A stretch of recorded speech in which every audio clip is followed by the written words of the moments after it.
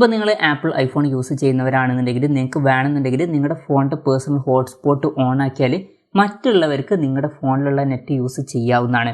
പക്ഷേ ഒരു കാര്യം എന്താണെന്ന് വെച്ചാൽ പേഴ്സണൽ ഹോട്ട്സ്പോട്ട് ഓൺ ആക്കിയതിന് ശേഷം അവരുടെ ഫോണിൽ പാസ്വേഡ് എൻ്റർ ചെയ്യണം, എന്നാൽ മാത്രമേ ഇത് കണക്റ്റ് ആവുള്ളൂ. അപ്പം ഈ ഒരു വീഡിയോയിൽ നമ്മൾ നോക്കാൻ പോകുന്ന ഒരു കാര്യം ആ ഒരു പാസ്വേഡ് എവിടെ നിന്ന് കണ്ടുപിടിക്കാം എന്നുള്ളതിനെ കുറിച്ചിട്ടാണ്.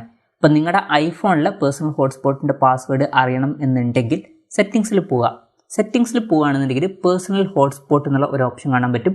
അതിൽ ക്ലിക്ക് ചെയ്യുകയാണെന്നുണ്ടെങ്കിൽ ഇവിടെ വൈഫൈ പാസ്വേഡ് നമുക്ക് കാണാൻ പറ്റുന്നതായിരിക്കും. അതിൽ ക്ലിക്ക് ചെയ്തിട്ട് കുറച്ച് ഡിഫിക്കൽട്ടി ആയിട്ടുള്ള പാസ്വേഡ് ആണെന്നുണ്ടെങ്കിൽ വേണമെന്നുണ്ടെങ്കിൽ ചേഞ്ച് ചെയ്യാവുന്നതാണ്. എന്തായാലും ഇവിടെ നോക്കിയാൽ നമുക്ക് ആ ഒരു പാസ്വേഡ് കാണാൻ പറ്റുന്നതായിരിക്കും.